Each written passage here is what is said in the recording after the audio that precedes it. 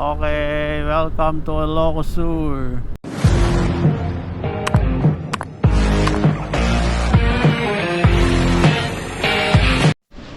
This is Lord, pakasalamat po sa ganito Panginoon na ito kami Panginoon kasama para sa rights mo Lord na aming gagawin papuntang Ilocos Sur. We pray, Father God, na patuloy na maghari ang inyong pag-iingat, paggabay mo sa aming mga buhay, O God. Banal mong dugo, Panginoon. Ang patuloy namin ina-apply, Lord, sa lahat ng aming mga daraanan, sa motor na aming mga gagamitin, Panginoon, maging sa lugar na aming pupuntahan, Lord. Banal mong dugo sa mabal sa aming mga buhay, O God. We thank you and we glorify your name, Lord, Panginoon, O God. Makakarating kami ng safe, Lord, sa aming pupuntahan. In Jesus' name we pray. Amen. Amen.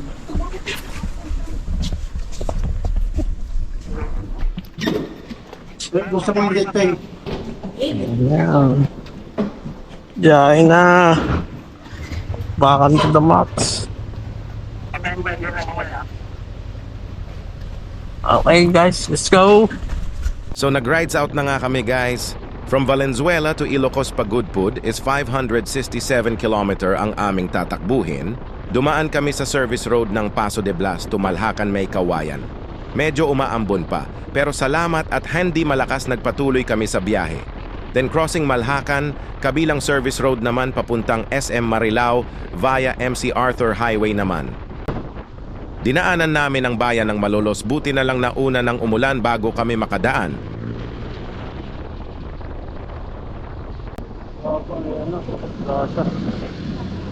At kakaumpisa pa lang namin magbiyahe at may nadaanan kaagad kaming disgrasya. Buti na lang hindi malala nangyari kay Kuya, kaya mag-iingat tayo lagi sa ating pagmumotor.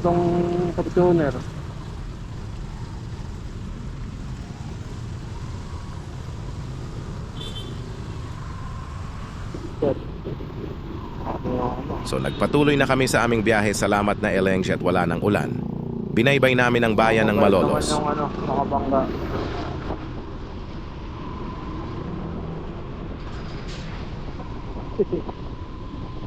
Parang pakaliwa siya eh.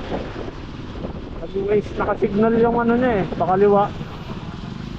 Baka na nasagi yun. Grabe na yung baha dito. At nadaanan na namin ang arko ng Pampanga. Nagpatuloy kami sa aming biyahe at binaybay namin ang bayan ng Pampanga. Salamat na lang at smooth ang aming rides HNDE na kami inulan sa kalsada, pero may mga dala naman kaming kapote for just in case umulan sa aming rides. From Valenzuela to Apalit, nakaka 2 hours na kami sa aming rides at nag-stop over muna kami sa gasoline station ng Apalit para magkape at kumain.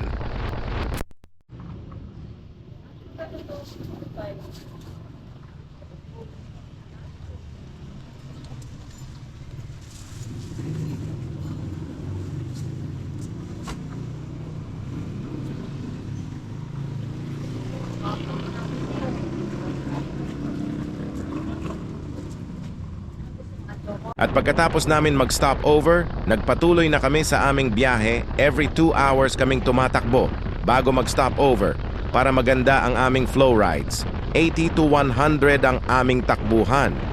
Depende sa kalsada at kung sobrang luwag ng daanan, pero nag-iingat kami sa aming biyahe para safe kaming magkakasama. Iniiwasan namin ang mga aso at pusa dahil marami kaming nadaanan na nagkalat sa paligid. So after 2 hours ride, nakarating na kami sa bayan ng Urdaneta, Pangasinan para magpagas at magkape at mag-CR. Magtutulak na, wala ng gas.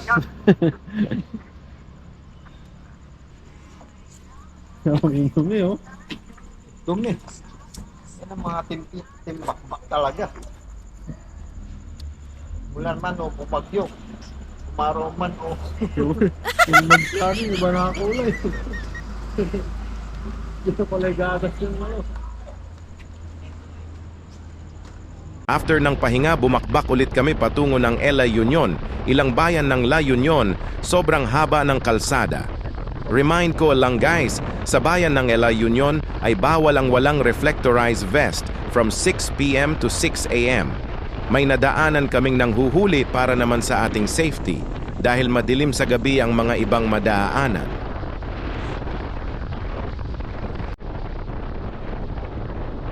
So nadaanan na namin ang bayan ng Rosarios Toto Masago at bawang first target photo ops namin ay ang arko ng Ilocos Sur. Doon ba tayo? Di na.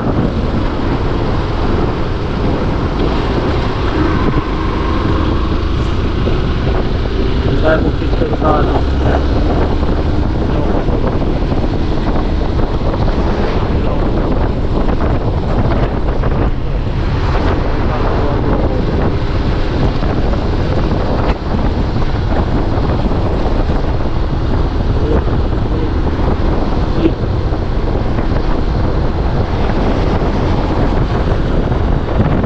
Okay, welcome to Ilocos Sur.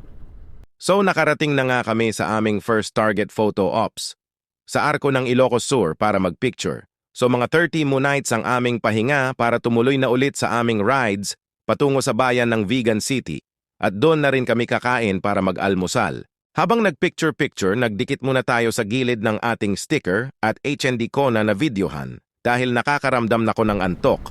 After namin magpicture, bumakbak na ulit kami patungo sa bayan ng Vigan City at lumabas na nga ang liwanag, binaybay na nga namin ang daan papuntang Vigan at sobrang ganda ng aming mga dinaanan, nakakapawi ng pagod.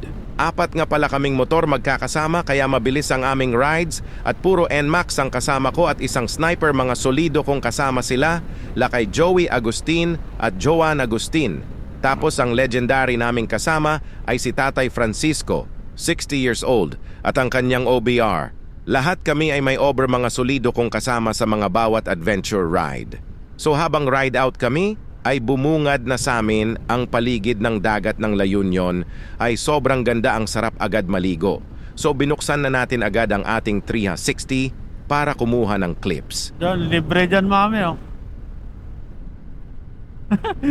Nangin pala po ta.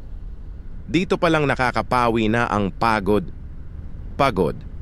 Pero worth it, shout out nga pala sa mga followers kong parating nanunood at sa mga kasama ko sa rides. Kaya gusto mo maging updated sa ating video adventure rides, huwag mo kalimutang mag-subscribe, follow mo ko at huwag mahiyang mag-comment at sasagutin ko yan.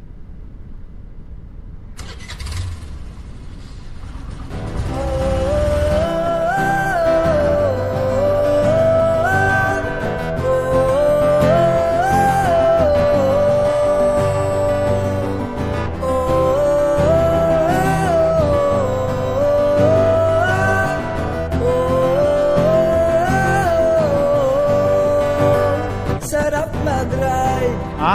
mapadpad sa kung saan-saan. Libutin ang mga lugar na di pa napuntahan.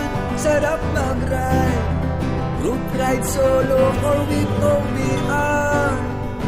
Salubungin ang mga tanawin habang umaandar. Laging nasasabik sa kalsada. Ha? Pakiramdam ko ay Sasabigan. kumakana. Sige at bigain na ang sindi.